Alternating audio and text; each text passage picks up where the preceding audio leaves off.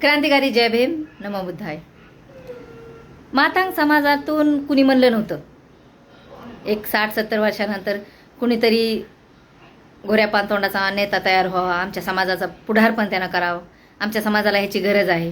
ते तू ठरवलंस. काही ठिकाणी नाल्याचे कामं करत करत तू ठरवलंस. तू झालास आमच्या समाजाचा लीडर. कारण तुला समाजाची गरज नव्हती, समाजाच्या नेते मताची गरज होती. हे ठामपणे मी सांगते. मी पहिल्यापासून विरोध करते आणि विरोधच करत राहणार.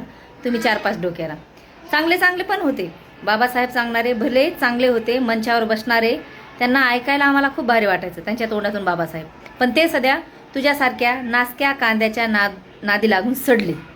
तू सडलास, 4-5 अजून नासके कांदे सडवलेस, सगळ्याचा ग्रुप झाला आणि तुम्ही परत समाजाला बिघडलं.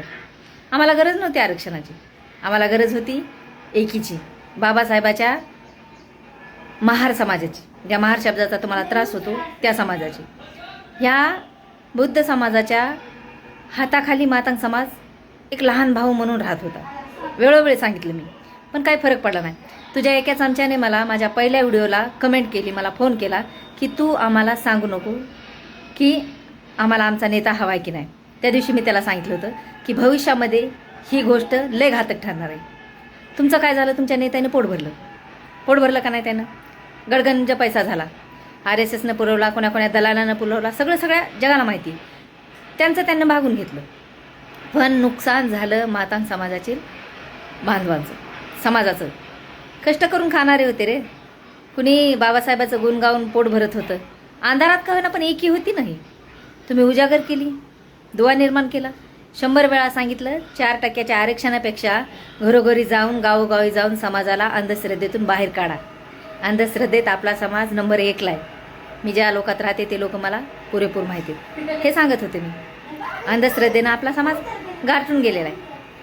महाराष्ट्रामध्ये सगळ्यात जास्त भीम विचाराचा बीड जिल्हा मानायचा. मातंग समाज भीम विचाराचा मानला जायचा.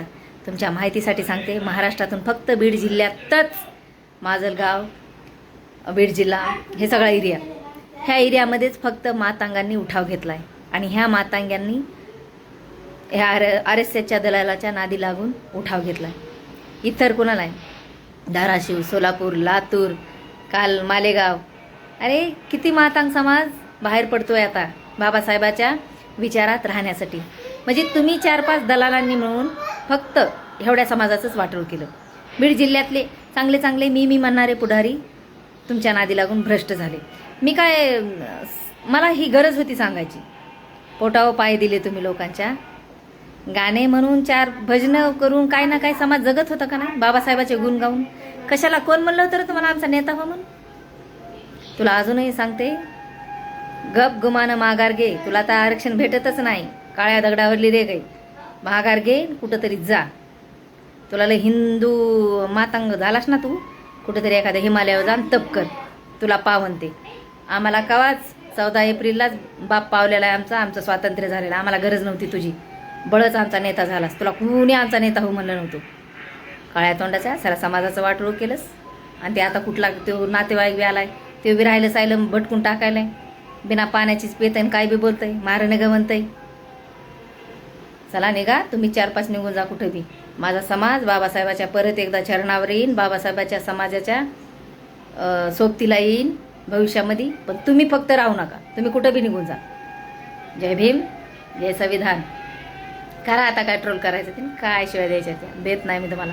चला, बापाचं नाव घेते मी तोंडात, झिपऱ्या हो.